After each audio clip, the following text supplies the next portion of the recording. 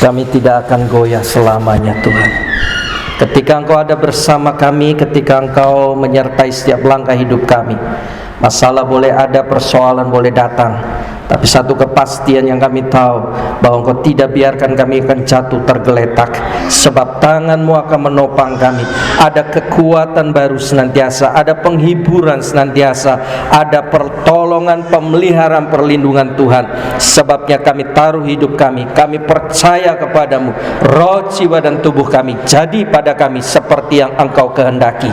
Dan kalau malam hari ini kami ada di tempat ini, bersama kami mau belajar firman, bersama Tuhan koreksi kami lewat firman, bersama-sama Tuhan kami mau Engkau bentuk kehidupan kami lewat firman-Mu. Engkau didik ajar kami, Engkau baharui kekuatan kami, Engkau tuntun setiap langkah hidup kami, sehingga kebenaran firman-Mu jadi pelita yang menerangi jalan kehidupan kami, sehingga kami tidak jadi orang yang sesat langkah dalam mengiring Tuhan, mempercayai Tuhan, menjadi pengikut Kristus dalam kesejatian, dalam keseriusan, dengan segenap hati, segenap jiwa, segenap akal budi dan kekuatan kami, sepenuh hidup kami, totalitas hidup kami untuk menyenangkan hati Tuhan.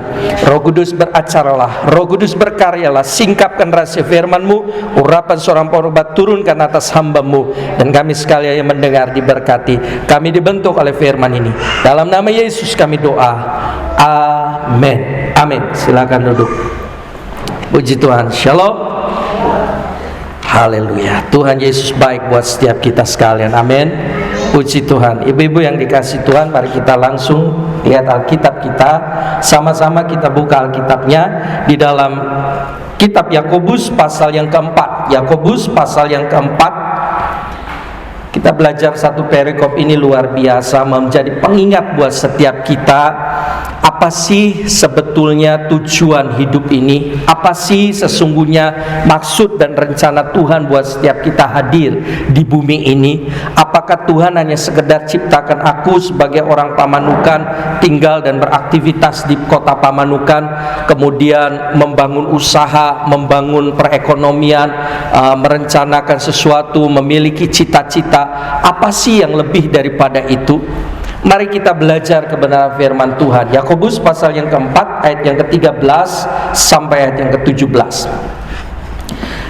Saya akan sampaikan ini secara perlahan, dan mari kita perdalam apa yang mau diajar oleh firman Tuhan buat setiap kita. Jadi malam hari ini sama-sama kita belajar. Jadi bukan ibu-ibu saja yang menerima firman, tetapi buat saya juga yang menyampaikan.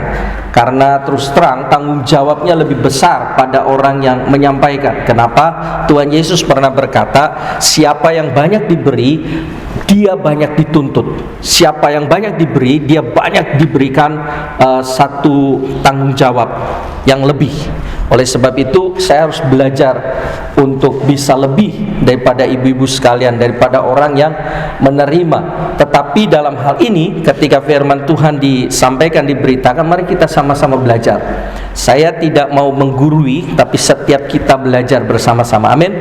Karena saya pun menyadari, saya berkhotbah bukan 1-2 kali, tetapi yang saya rasakan setiap kali berkhotbah biasanya pada saat dipersiapkan materi, tetapi ketika materi itu disampaikan, ada saja pewahyuan yang baru, ada saja sesuatu yang baru, ada kalimat-kalimat yang baru yang muncul di pikiran yang Tuhan berikan, dan itu sebetulnya nggak dipersiapkan. Nah, hal inilah yang saya perlu belajar. Hal inilah yang buat saya juga menjadikan diri saya itu tidak sebagai orang yang menggurui, tapi setiap kita belajar bersama-sama. Amin. Nah, malam hari ini mari kita lihat Yakobus pasal yang keempat, ayat yang ke-13. Jangan melupakan Tuhan dalam perencanaan. Ayat 13. Jadi sekarang, hai kamu yang berkata, hari ini atau besok kami berangkat ke kota Anu, dan di sana kami akan tinggal setahun dan berdagang serta untung. Stop dulu di ayat yang ke-13. Ibu-ibu yang dikasih Tuhan, ayat yang ke-13 ini adalah gambaran tentang kehidupan yang dijalani oleh semua manusia umum. Saya katakan umum. Kenapa? Memang manusia wajar, manusia normal, yang normalnya seperti ayat 13. Setuju? Merencanakan sesuatu, mempersiapkan sesuatu, mencita-citakan sesuatu. Ada nggak di dalam kehidupan sekarang buat kita? Kita nggak punya cita-cita, kita tidak mengharapkan sesuatu, kita tidak merancang sesuatu tentang kehidupan kita ini. Tidak ada, bukan? Jadi ayat 13 ini sebetulnya adalah sebuah gambaran wajar tentang kehidupan manusia. Memang inilah yang terjadi dalam hidup manusia dunia secara umum. Bahkan sampai-sampai orang Kristen pun terjun di ayat yang ke-13 ini. Bercita-cita, berangan-angan, ingin buat ini, ingin buat itu. Salah nggak? Salah nggak seperti tadi kesaksian Ibu Lucy? Salah nggak? Nggak salah. Tapi salah kalau memaksakan kehendak. Betul. Tidak salah. Nanti kita belajar ya. Saya persiapan ayat ini. Ada sesuatu yang Tuhan taruh. Kewajaran, kenormalan seperti ayat yang ke-13. Manusia itu mengejar sesuatu, melakukan sesuatu, mencita-citakan sesuatu, mengharapkan sesuatu. Demi apa?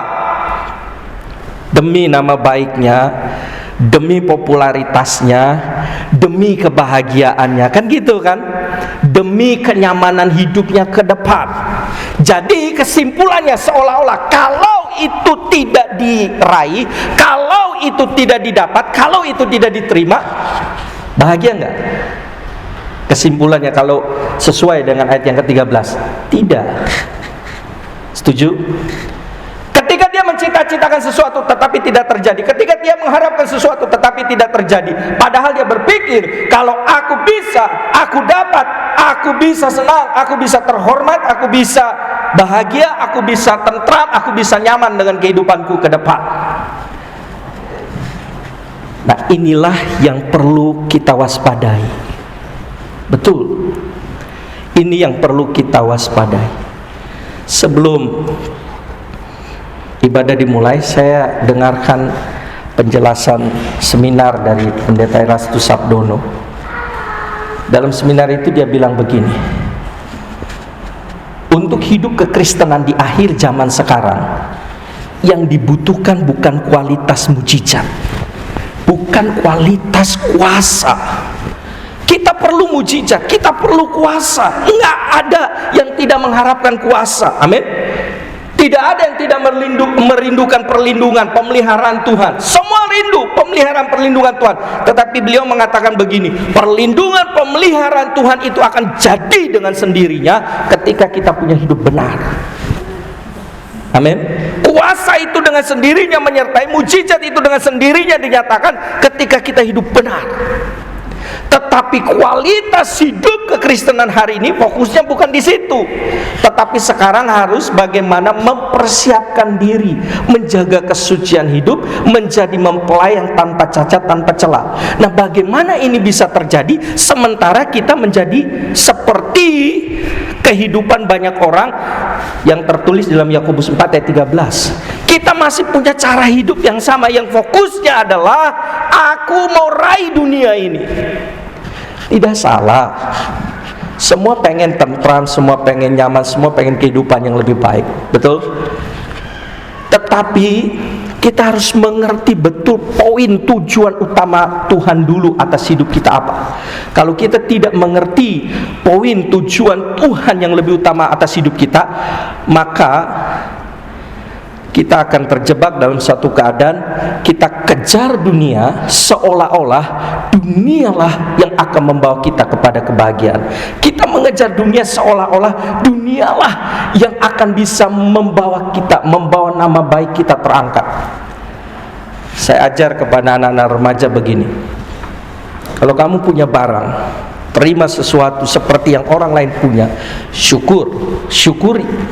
Tapi kalau nggak bisa, kalau nggak dapat, kalaupun kamu pengen, kalaupun kamu inginkan sesuatu itu, kamu nggak bisa raih, maka apa yang harus kamu lakukan? Kamu iri? Nggak perlu. Wah, lalu menghakimi orang. Dia bisa begitu, kayaknya dapat nyolong. Dia bisa begitu, kayaknya hasil tipu. Nggak perlu jatuhkan martabat orang lain. Nggak perlu menghakimi. Katakan saja, belajar untuk bilang begini. Memang kelihatannya simple, sederhana, tapi prakteknya berat, Bu. Bilang begini, sementara. Ketika lihat, bagus ya, waduh aku belum punya, tapi katakan sementara. Udah hibur-hibur diri. Bukan hibur-hibur diri sebetulnya, itu membawa hidup kita untuk jadi orang yang puas dengan Tuhan. Amin. Kalau memang Tuhan akan percayakan, Tuhan kasih. Kalau tidak Tuhan percayakan, sampai lebaran kuda. Istilah yang saya pinjam tuh. Sampai lebaran kuda, kalau Tuhan gak percayakan, kita mati-matian gak dapet, Bu. Serius. Dunia normal ayat 13, aku akan kerjakan ini, aku akan bangun ini, aku akan berusaha ini, aku cita-citakan ini, aku akan memimpikan sesuatu yang seperti ini. Boleh. Motivator-motivator di luar mengatakan buat impian yang sebesar-besarnya, tapi jangan cuma ngimpi, harus direalisasikan. Jadi seolah-olah kejar itu sampai dapat. Kalau belum dapat, terus. Kalau belum dapat, terus. Kalau nggak dapat, stres. Dan tingkat tinggi daripada stres, sutris. Sutris itu lebih tinggi daripada stres, Bu. Sutris. Kenapa? Nggak bisa dapat. Nah, hari ini kita tahu dulu tujuan, fokus utama hidup kita itu apa. Beberapa waktu yang lalu, teman saya kirim WA, curhat. Teman sekolah Alkitab dulu. Dia sampaikan WA ke saya secara pribadi. Dia bilang begini, Dri, saya udah bosan, jenuh jalani hidup ini. Buset, jenuh gitu kan. Jenuh ya, semua rutinitas. Saya bosan, saya jenuh, semua cuman rutinitas.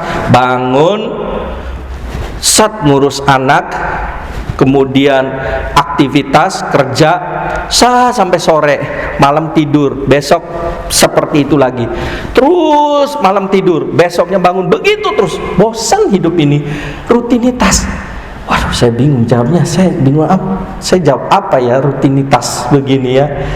Saya juga sama gitu, bangun tidur lagi, bangun lagi, tidur lagi. Tapi jangan jadi basurip gitu kan.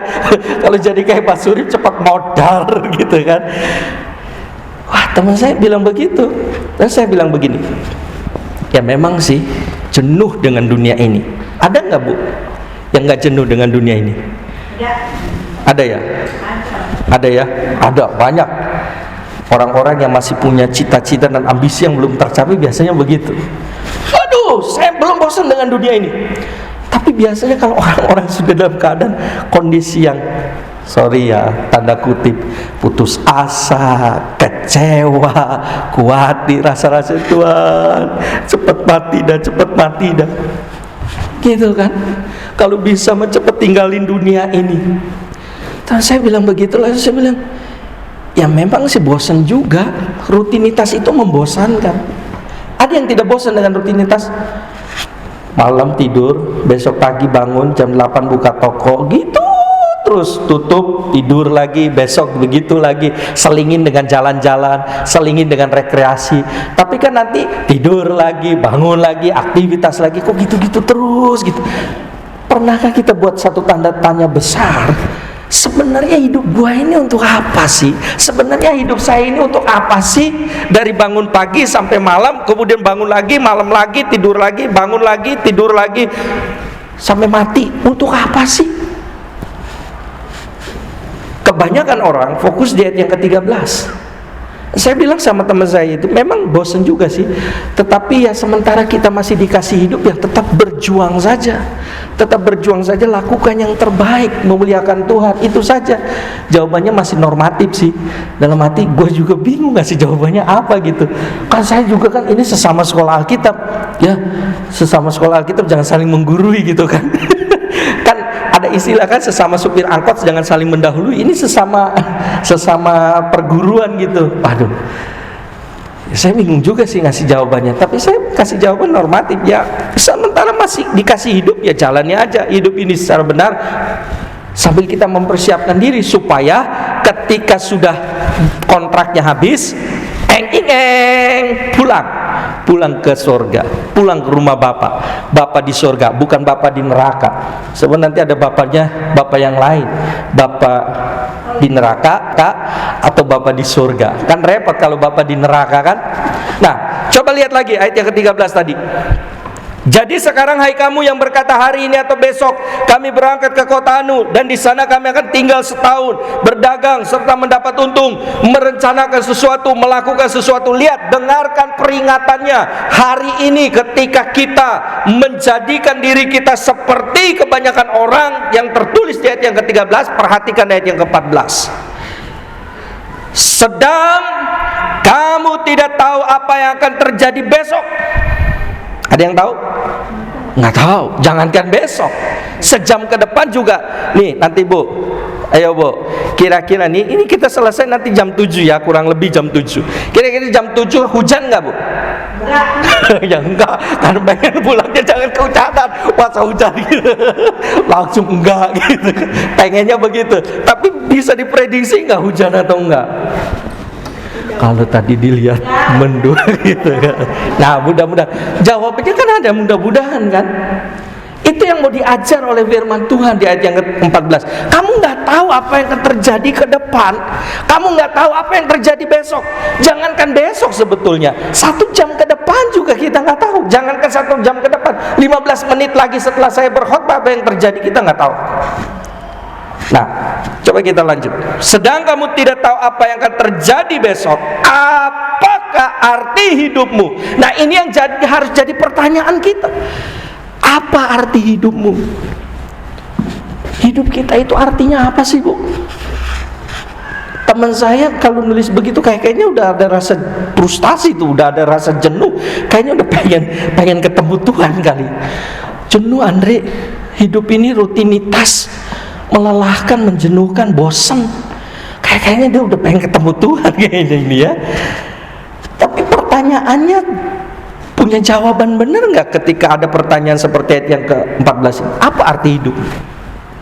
Kalau sekedar kita ketika lahir bertumbuh sebagai manusia, lalu beraktivitas, bekerja, melakukan banyak kegiatan dalam hidup ini, hanya sekedar itu tujuan hidup kita, hanya sekedar kita bisa cari duit yang banyak, bangun kekayaan pribadi, bangun kemewahan, bangun jabatan, bangun kemegahan hidup, hanya itu, maka seperti yang saya ajarkan kepada anak remaja, itu sementara. Ketika Tuhan bilang selesai, Tuhan jangan sekarang, nggak bisa selesai. Nggak ada yang bisa adu pendapat sama Tuhan. Nggak ada yang bisa menang melawan Tuhan, betul? Kalau Tuhan sudah bilang kun fayakun, jadi.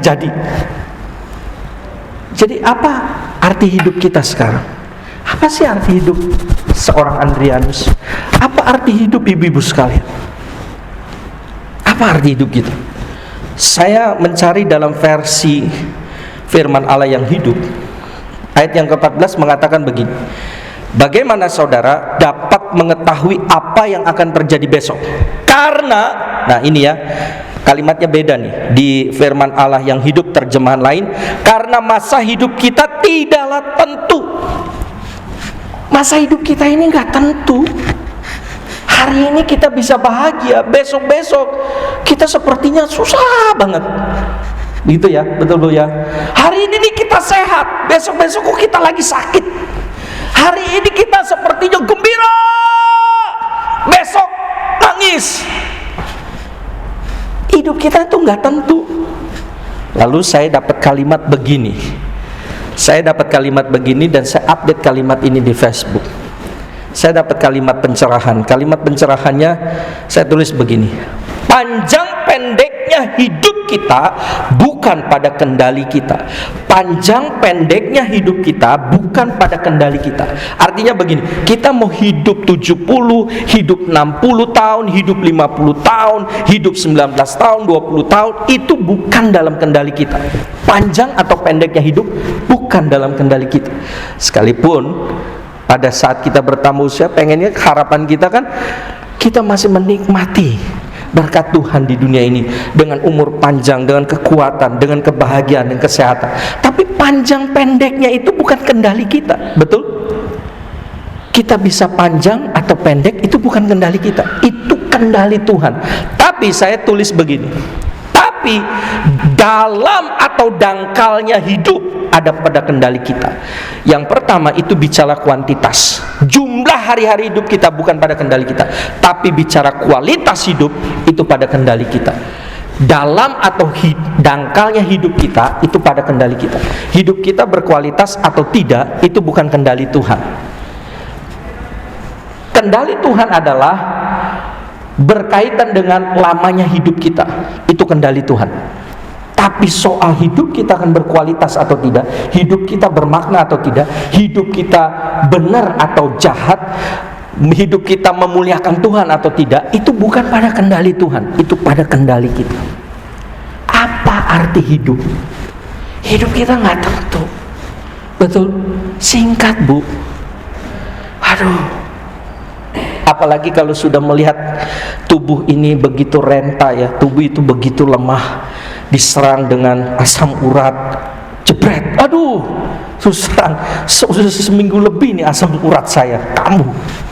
Dalam hati, wah Tuhan sedang kasih bonus.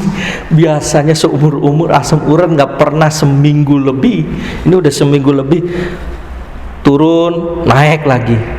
Biasanya obat asam urat yang bisa sekali makan tuntas, sekarang udah nggak mempan. Wah hebat ini, luar biasa, udah kebal ini ya. Makanya saya nggak bisa pakai sepatu, Bu. Jadi nyeker di sini bukan karena pengen nyeker, nggak bisa pakai sepatu. Aduh, pergumulan. Kalau saya sudah lihat fisik model begini, rasa-rasanya kalau jalanin hidup model begini, ngapain ya hidup lama-lama? Oh jangan gitu, itu kan baru asam urat, masih kecil, gua lebih berat. Ya saya nggak mau yang lebih berat, maksudnya nggak mau yang lebih berat gitu. Tapi kan coba lihat, dunia ini seperti ini, betul? Kalau kita mengharapkan masih punya ambisi, masih punya hal yang kita pikir bahwa kalau kita belum bisa dapat, aku belum mau kembali sama Tuhan. Kalau belum bisa raih Tuhan, jangan panggil aku Tuhan. Buset, sombong banget. Ya kan? Padahal hidup kita itu sebentar saja. Apa sih arti hidup kita ini? Apa arti hidup kita? Hidup kita nggak tentu. Sekarang mungkin kita bahagia, sekarang mungkin kita senang, besok-besok kita nggak tahu. Apalagi kalau banyak dengar kabar sekarang-sekarang. Waduh, Bu, apalagi ada kabarnya hoak gitu ya, hoak. Kabar hoak itu sebetulnya harus dibuang, ya kan? Kalau orang nyiduh kan dibuang kan, nah hoak itu memang harus dibuang. Hoak, kabar bohong, buang. Tapi kan kalau kabar bohong sepertinya kayak beneran gitu, ngeri. Susah bedakan kabar bohong atau kabar tidak bohong hari-hari ini di media sosial. Dan apalagi sekarang kan banyak juga berita-berita kesaksian-kesaksian. Waduh, saya dapat kesaksian, ada yang kirim kesaksian, seorang hamba Tuhan ketika nonton film tentang kisah Ratu Elizabeth gitu ya. Lalu si hamba Tuhan ini dengar suara bahwa tanda kesusahan besar. Padahal saya sendiri tidak temukan di Alkitab begitu ya. Tapi bukan berarti saya anti gitu sama hal-hal yang begituan. Tapi segala sesuatu kan kita perlu uji. Hamba Tuhan itu mengatakan, saya nggak tahu dia hamba Tuhan atau bukan. Tapi orang ini mengatakan bahwa dia dengar suara Tuhan mengatakan bahwa tanda nanti akan datang masa kesusahan besar itu dengan meninggalnya Ratu Elizabeth dan meninggalnya pendeta penginjil besar Billy Graham. Itu akan terjadi, masa anugerah akan tertutup, masa anugerah akan terkunci, artinya datang masa aniaya. Saya jujur ketika baca begitu, satu sih bukan berarti saya menolak atau tidak sepakat, tetapi uji segala sesuatu. Karena satu yang firman Tuhan katakan, tanda kesudahan dunia itu adalah kecepatan datangnya Tuhan untuk menjemput kita ke dunia ini. Yesus cuma bilang satu hal, Ketika Injil kerajaan ini diberitakan ke segala makhluk, didengar oleh semua makhluk, barulah tiba kesudahannya. Nah pertanyaannya sekarang, Injil sudah didengar oleh semua belum? Injil sudah bisa dinikmati oleh semua belum? Masih belum. Tapi bukan berarti kita juga masih bisa santai. Kalau masih belum, ya udahlah, tenang aja. Tapi tanda-tanda yang lain ini loh, tanda-tanda kedatangan Tuhan yang lain ini sudah membuktikan keanehan-keanehan. Bulan April ini kan harusnya bukan musim penghujan. Kenapa masih hujan terus? Cengbeng udah lewat. Ya biasanya kan orang Cina mah begitu ya. Ya kan tandanya begitu kan, kalau udah Imlek masih hujan masih wajar gitu kan. Kalau udah masuk Cengbeng, udah lewat Cengbeng kayaknya aneh gitu. Cuaca udah aneh, udah ekstrim. Udah ekstrim kan cuaca. Waktu tadi pagi kita bangun, apa kita berpikir sore ini mendung nanti hujan? Enggak kan? Kita melihat langit yang cerah. Nggak mungkin hujan. Nggak mungkin hujan. Tadi siang kan cuacanya kan cerah. Tapi kenapa tadi mau mulai WBI? Mendung. Sempat tadi juga hujan sebentar. Ujian. Kalau kita berpikir sampai serius memahami apa yang firman Tuhan sudah nyatakan, disitulah kita harus waspada. Amin. Disitulah kita harus menintrospeksi diri kita dengan kehidupan yang sedang kita jalani hari ini. Kenapa? Tanda-tanda ini sudah menyatakan. Nah kalau kita masih di level ayat 13, tidak masuk level ayat 14, kita sama dengan orang dunia. Nanti orang dunia binasa, ya kita juga binasa. Ketika seseorang masih genggam erat dunia ini, ketika Tuhan mau kasih sesuatu, apa yang harus dilakukan, Bu? Saya tanya dulu, apa yang harus dilakukan oleh seseorang ketika dia memegang sesuatu untuk dia bisa dapat lagi sesuatu yang dia bisa dapat lagi, sementara dia sedang pegang sesuatu itu?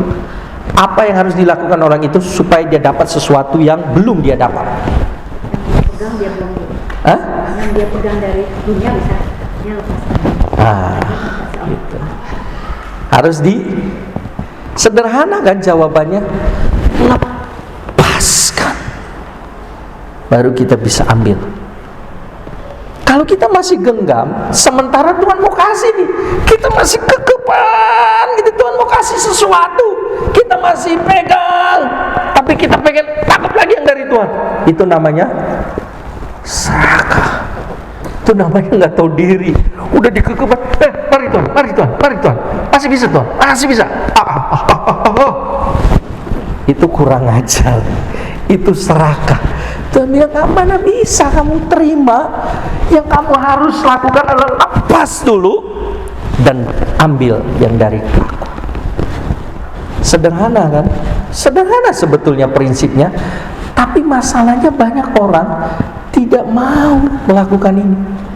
Coba, banyak orang untuk yang ayat yang ke-13 berani mati, berani mati-matian memperjuangkan untuk bisa meraih popularitas hidup, untuk bisa meraih kenyamanan hidup. Orang berani berusaha mati-matian, hujan badai pun diterjang.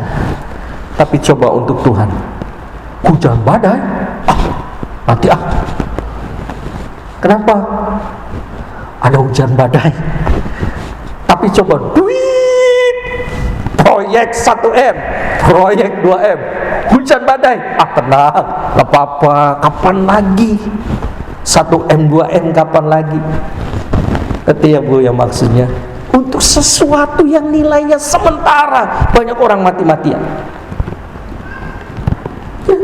Untuk sesuatu yang nilainya hanya sesaat, untuk menikmati keinginan daging, kenikmatan jiwa, dan kepuasan perut, wah orang rela. Sampai antri-antri juga rela. Tapi untuk sesuatu yang nilainya kekal, nggak perlu ngantri, nggak perlu jauh-jauh, nggak perlu capek-capek, orang nggak mau. Maksudnya nggak perlu jauh-jauh, nggak perlu capek-capek. Ya, ketika awali bangun tidur, dari bangun tidur, ada nggak aktivitas kita untuk Tuhan? Ada nggak waktu kita untuk Tuhan?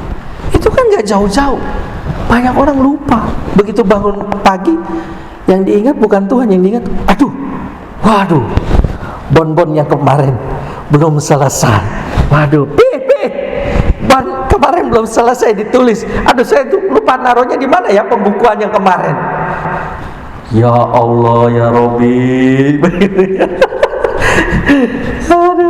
Ingat sama bon, ingat sama pembukuan, ingat sama nota-nota, tapi tidak ingat dengan pembukuan hidup kita. Ayo, dengan pembukaan hidup kita.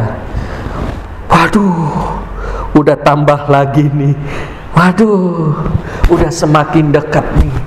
Waduh, udah semakin aku harus serius sama Tuhan. Betul? Udah semakin harus serius. Bukan justru semakin hari semakin kita jalani, justru kita semakin merosot. Harusnya semakin serius, semakin serius. Kenapa? Tujuan hidup kita itu apa? Tujuan hidup kita Tuhan tempatkan adalah bukan untuk terima dunia. Karena Tuhan Yesus pernah ajarkan satu perkataan. Untuk apa engkau memperoleh isi dunia kalau jiwamu binasa? Gak perlu. Kalau diberi, syukuri dan gunakan itu untuk kemuliaan Tuhan. Amin. Tapi kalau nggak dapat, ya jangan nangis-nangis gerang-gerung. Tuhan jahat, Tuhan nggak adil. Mana Tuhan? Waduh, itu bukan di kendali kita. Kuantitas itu bukan di kendali kita. Banyak sedikitnya berkat itu bukan di kendali kita, di kendali Tuhan. Oh, yang di kendali kita, kalau kitanya rajin pasti berkatnya banyak. Setuju, Bu? Satu sisi benar, karena orang yang rajin, malas, yang gak diberkati. Betul? Satu sisi benar. Tapi jangan lupa faktor Tuhan. Kalaupun kita banting tulang mati-matian, ada satu firman Tuhan mengatakan, susah payahmu tidak menambahi, jerih lelahmu tidak menambah, dalam kitab Amsal. Jadi harus ingat Tuhan. Wow, sebentar hidup ini.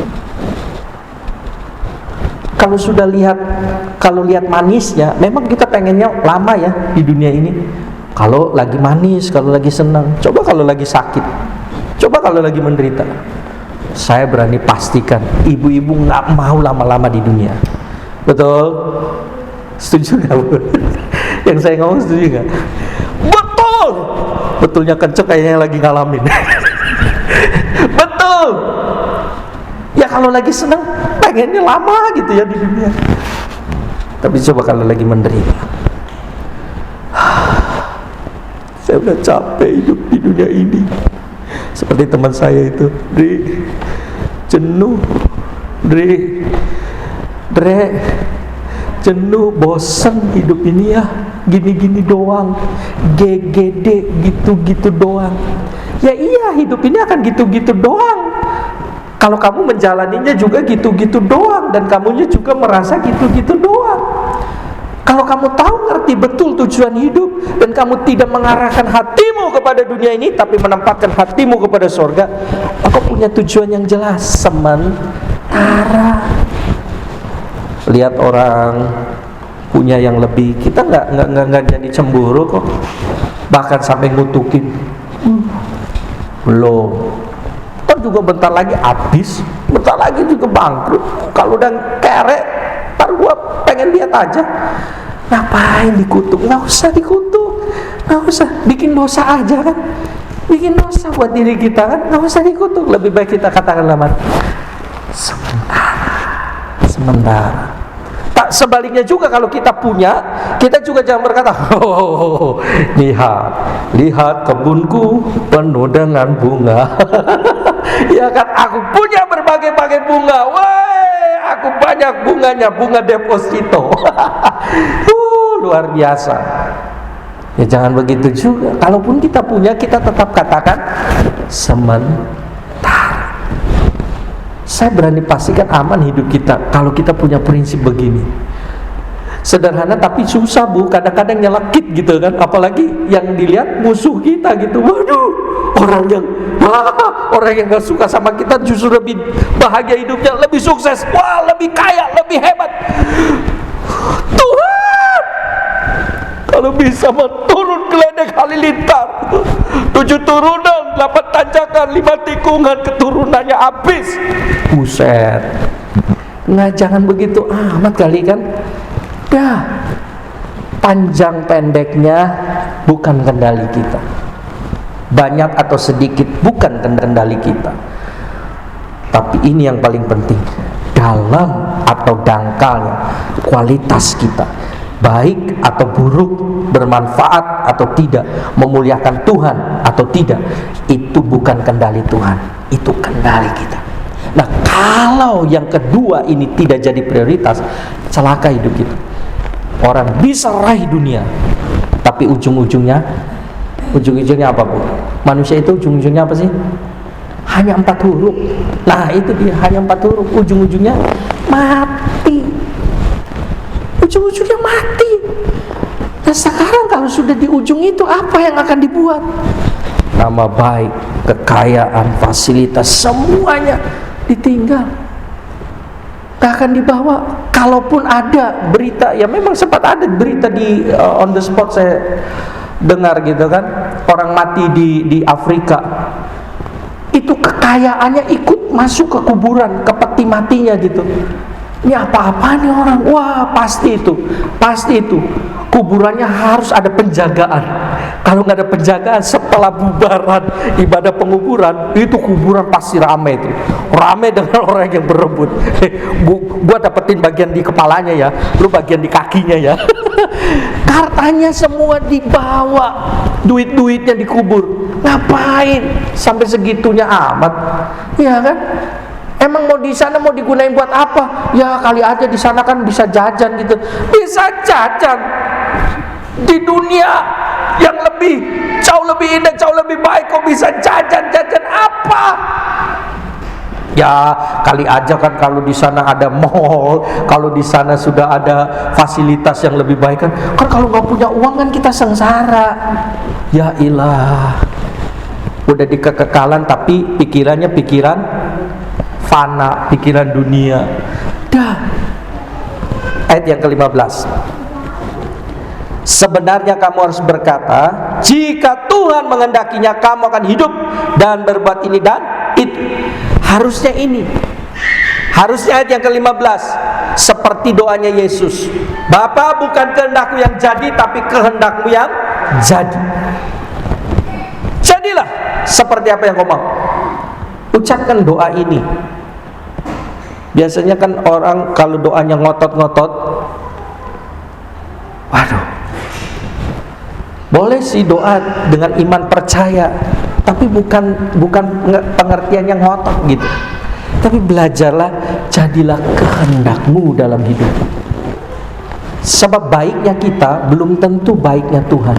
Amin. Kalau baiknya Tuhan, pasti baiknya kita. Setuju, Bu? Baiknya kita belum tentu baiknya Tuhan. Tapi kalau baiknya Tuhan, pasti baik buat kita. Jadi belajarlah berkata, Tuhan, jadilah padaku seperti yang kau mau. Kita memang punya pikiran, tapi kalau saya nggak punya ini, kalau saya tidak begini, kalau saya tidak buat itu, kalau saya tidak kerjakan ini, saya tidak kerjakan itu, gimana dong? Nanti gimana? Itu kita. Tapi cara berpikir dan cara kerja Tuhan beda. Amin. Cara pikir Tuhan, cara kerja Tuhan beda.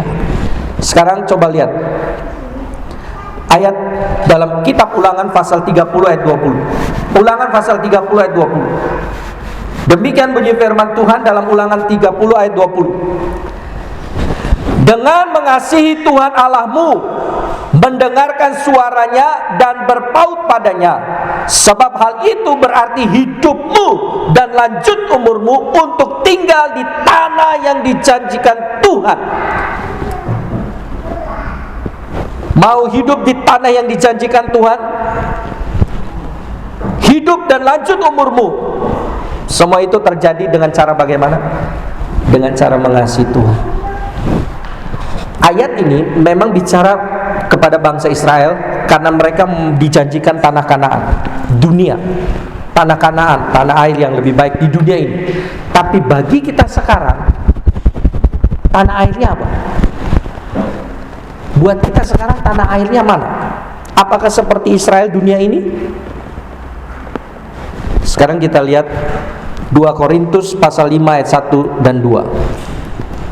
2 Korintus pasal 5 ayat 1 dan 2. 2 Korintus pasal 5 ayat 1 dan 2. Ulangan 30 tadi ini bicara bahwa Tuhan menjanjikan sesuatu yang baik, tanah air yang baik bagi bangsa Israel pada saat itu. Kalau mereka mengasihi Tuhan, mendengarkan suara Tuhan, mereka akan dapat sesuatu yang baik. Mereka dijamin kehidupannya, umur panjang, dan tinggal di tanah perjanjian. Tapi kan itu buat orang Israel. Dan buat kita apa tanah perjanjiannya? Mari kita lihat 2 Korintus 5 ayat 1 dan 2. Karena kami tahu bahwa jika kemah tempat kediaman kita di bumi ini dibongkar, Allah telah menyediakan suatu tempat kediaman di sorga bagi kita, suatu tempat kediaman yang kekal, yang tidak dibuat oleh tangan manusia. Selama kita di dalam kemah ini, kita mengeluh karena kita rindu mengenakan tempat kediaman sorgawi di atas tempat kediaman kita yang sekarang ini. Ini yang Tuhan tetapkan bagi kita ini. Aku menetapkan tanah air perjanjian, satu tempat kediaman yang lebih daripada tempat kediamanmu sekarang. Cuma banyak orang yang susah untuk diajak ke sini, itu susah. Karena untuk bisa ke sini, kamu harus bisa kasih Tuhan. Kamu harus berani bayar harganya. Kamu berani sangkal diri pikul salib. Bukan hanya sekedar jadi orang Kristen, kebaktian cukup. Bukan. Karena untuk ke sini itu perlu komitmen, perlu keseriusan. Mau serius nggak? Mau sungguh-sungguh nggak? Sebab pada suatu hari kelak pasti terjadi. 2 Korintus 5 ayat 1 sampai 2 tadi. Kemah kita ini akan dibongkar. Hidup kita akan dibongkar. Sesehat-sehatnya Andrianus pasti akan dibongkar kemahnya. Sekuat-kuatnya manusia pasti akan dibongkar. Selesai.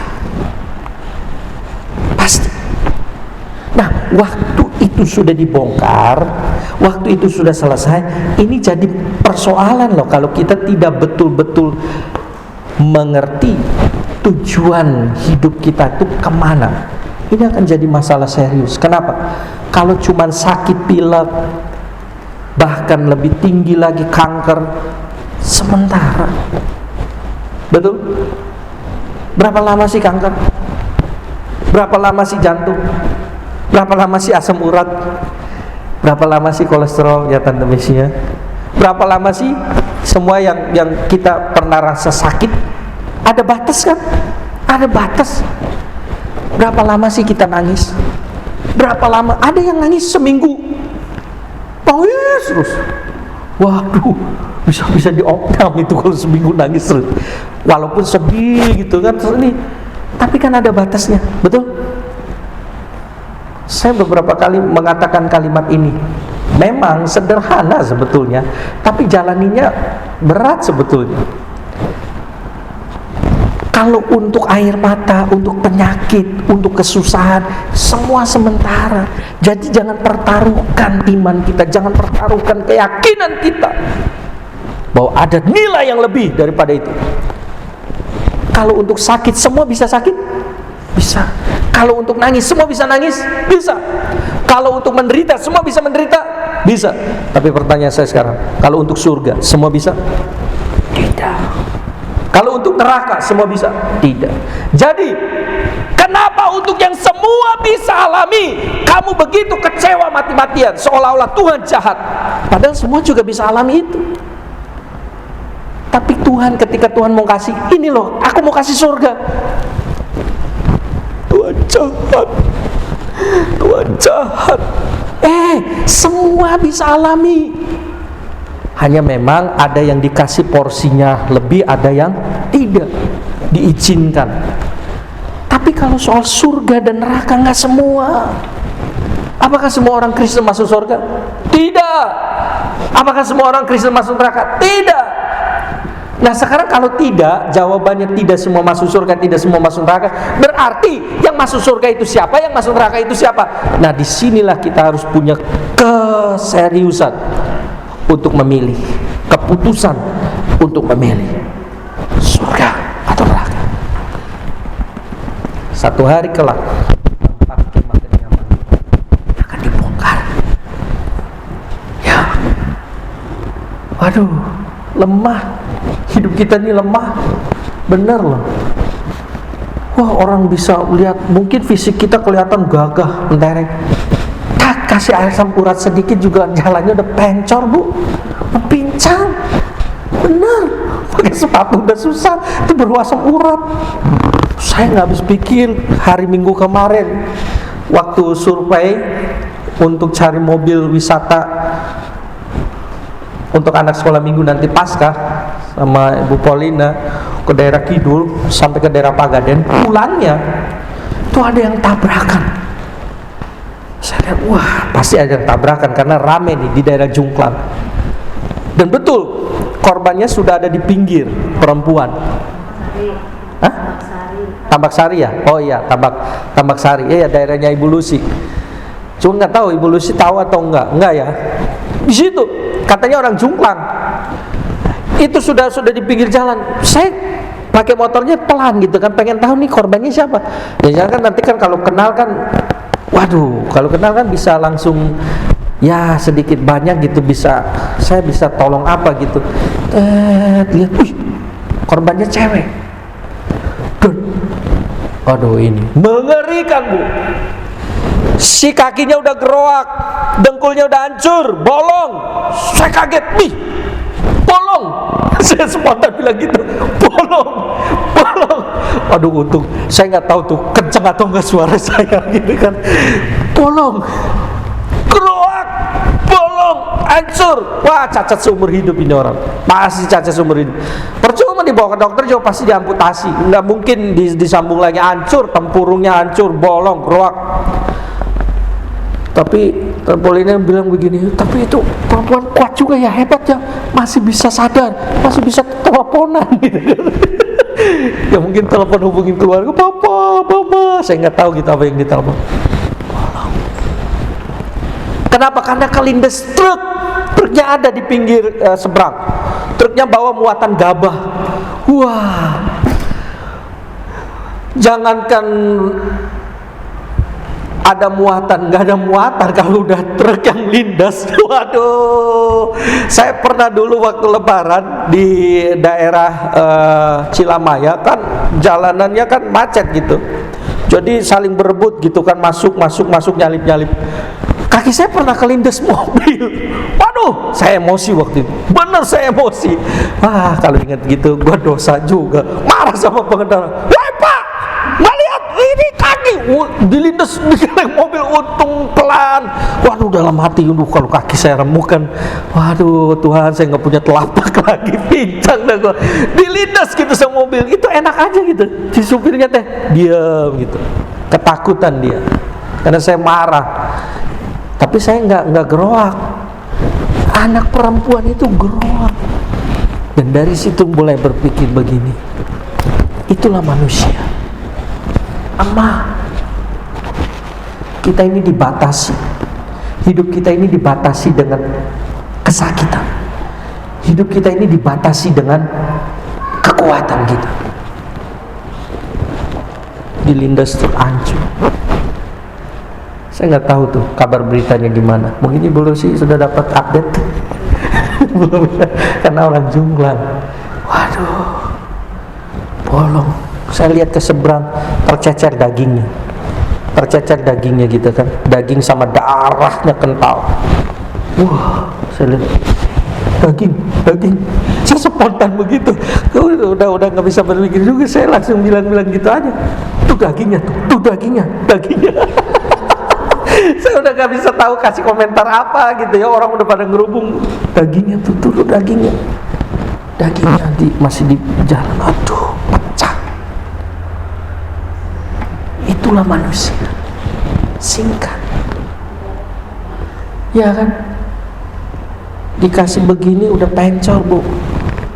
Waduh, udah sengsara betul. Biasanya manusia itu kalau udah dikasih begini nih sadar. Ya, cuman jangan dikasih gini dulu baru sadar. Repot kalau dikasih dulu begini baru sadar. Mending waktu kita senang kita udah sadar. Amin. Bahagianya double. udah lagi senang kita sadar, oh bagiannya double. Daripada susah dulu baru sadar. Ya kan, mending kalau susahnya bisa pulih. Kalau susahnya nggak pulih mati. Ya udah dah, nasib. Mending waktu sekarang. Amin. Apa arti hidup kita? Hidup kita seperti uang, sebentar saja. Hari ini bisa muncul, besok kita nggak tahu. Makanya satu saja pesannya, panjang pendeknya hidup kita tidak bisa kendalikan, tapi dalam dan dangkalnya hidup itu pada kendali kita. Dan hidup ini yang penting adalah bukan berapa lama, tapi bukan berapa lama kita hidup, tapi bagaimana kita hidup. Itu yang paling penting. Sebab panjang pendeknya bukan kendali kita, tapi bagaimana itu kendali kita. Dan yang Tuhan minta bukan berapa lama, tapi yang Tuhan minta bagaimana. Amin. Sebab itulah yang Tuhan katakan di dalam Matius 7, bukan orang yang berseru kepadaku Tuhan, Tuhan yang akan masuk kerajaan, tapi yang melakukan kehendak Bapa. Amin. Haleluya. Mari kita berdoa. Kita bawa hati kita, kita bawa hidup kita. Kita menyanyi sebuah lagu dulu. Seringku tak mengerti jalan-jalan-Mu Tuhan, bagai di belantara yang kelam, tanpa 1000 tanya, namun tetap percaya. Jejak-Mu Tuhan sungguh sempurna.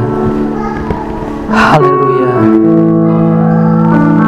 Ajarku mengerti Tuhan semua yang Kau inginkan. Mari nyanyikan pujian ini sama-sama. Sering ku tak mengerti